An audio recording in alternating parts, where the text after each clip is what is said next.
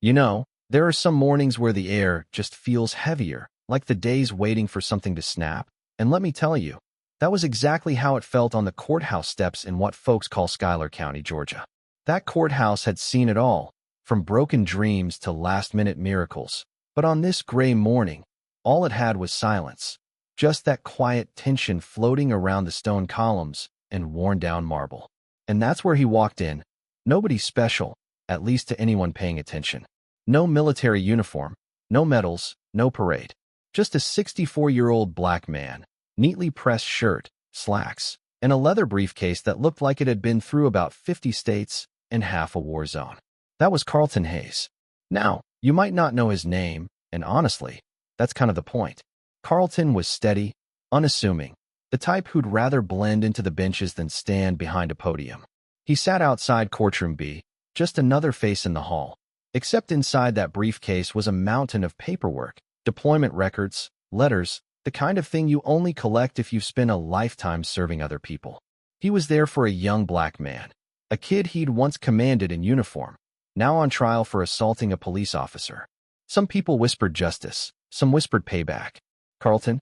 He was just there to make sure someone told the truth, and not the version that makes folks comfortable. Let me back up a sec. He could have called ahead, could have had the sheriff roll out the red carpet, clear the way, flash his old rank around, but he didn't. No, today wasn't about being a general. Today was about being a citizen, a witness, a guy who shows up because it's right. But to everyone else, he was just another old black man with a briefcase. Worth ignoring, certainly not fearing. Inside, the mood was tighter than a drum. Small town, big opinions, everyone had a side. But out in the hallway, Carlton was just checking emails, waiting for the defense lawyer to confirm he was on the list as a witness. Everything looked in order, so he strolled down the corridor to turn in his documents. Except, well, this courthouse had more confusing signs than a maze, and without meaning to, he'd wandered past a faded staff-only plate on the floor. That's when it happened. Officer Tracy Wilburn, new on the job, white, maybe mid-30s, all business and not an ounce of patience, spotted him. She moved with that kind of sharp, jumpy energy you only get from trying to impress the rulebook, and as soon as she saw Carlton, she saw a problem. She cut him off, one hand hovering near her belt. "Sir, what are you doing back here?" Carlton kept it cool, told her he was just submitting paperwork, nothing more. But she was already on edge, asking for ID, getting louder when he reached for his briefcase. You could feel it, the air shifting. Everybody in that hallway suddenly half watching, half pretending not to. Carlton put his hands up, calm as ever, said he'd been serving this country for over 3 decades, just wanted to help the court do its job. That should have been the end, but you know how it goes when somebody's made up their mind. You can't logic your way out of what they've already decided to see. Tracy saw someone who didn't belong, not a witness, not a veteran, not even a neighbor, just a black man in a place she didn't think he should be. Her voice got sharper, and next thing you know, she's got her hand on her holster, calling for backup, telling him to turn around. The whole hallway froze, not a soul stepping up to ask why. Carlton just exhaled, turned, let her snap the cuffs on. It was so quiet you could hear the click echo, people glancing away like if they didn't see it. Maybe it wasn't happening. That's how it goes, right? Not a single person spoke up, not even when you could feel in your bones it was wrong. Now, here's the twist, because in that silence, Carlton didn't fight, didn't plead, didn't even flinch.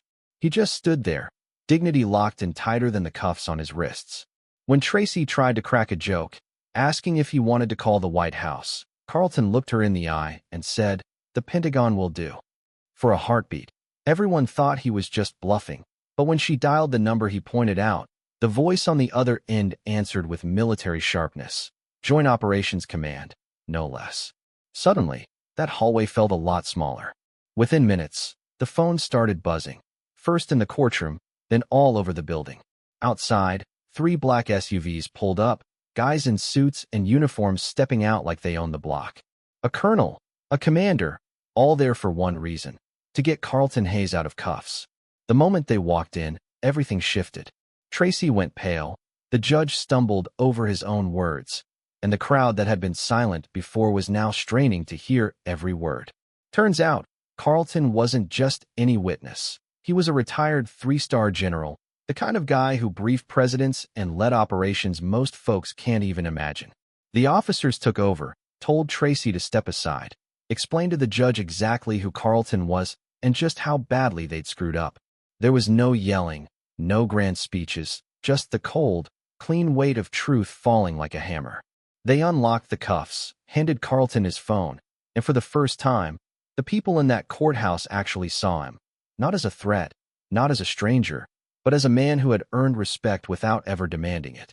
You'd think that'd be the end, right? But Carlton, still calm, turned to the crowd and said, "She didn't detain me for what I did. She detained me for what she assumed I was." And let me tell you, the whole room went silent. Not out of embarrassment, but out of realization, because it wasn't about rank, it wasn't about rules, it was about recognition, about seeing someone for who they are, not what you're afraid they might be. A young law student in the front row got it on video. By the time the sun set, that clip was everywhere. 2 million views and counting, people quoting Carlton's words, "I didn't need her to see a general. I needed her to see a man." The world wanted interviews, headlines, hashtags. But Carlton just picked up his briefcase, walked out of the building, and caught a train home. No statements to the press, no dramatic exit. Just quiet, steady presence, leaving behind a room that would never see itself the same way again. Officer Wilburn was suspended. The judge went on TV, offered a real apology for once, not just for Carlton, but for everyone who'd ever walked those halls unseen. And by the next week, kids were learning about what happened in their civics classes, not as a scandal, but as a case study in dignity and bias, and what it means to choose restraint over outrage. Carlton never sought the spotlight, never asked for awards or a stage. He went back to what he always did, mentoring young officers, reminding them your rank might get you noticed, but it's your conduct that gets you believed. His story, well, it stuck around. Not because it was loud, but because it was true. So yeah, maybe that's the lesson here. Sometimes the quietest people carry the loudest truth. Sometimes the most powerful moment isn't when you win an argument, but when you stand firm and let the silence do the talking. And sometimes justice walks out of a courthouse with no applause, no headlines, just a little more dignity left behind for the next person walking through those doors. If this story got you thinking, let's talk about it. What does justice mean to you? When have you seen someone misjudged, and what did you do? Drop your thoughts below. Share this with someone who needs to hear it, and let's keep the conversation going. Because the truth is, it's not about uniforms or badges or ranks. It's about seeing each other, plain and simple. And maybe, just maybe, that's where justice begins.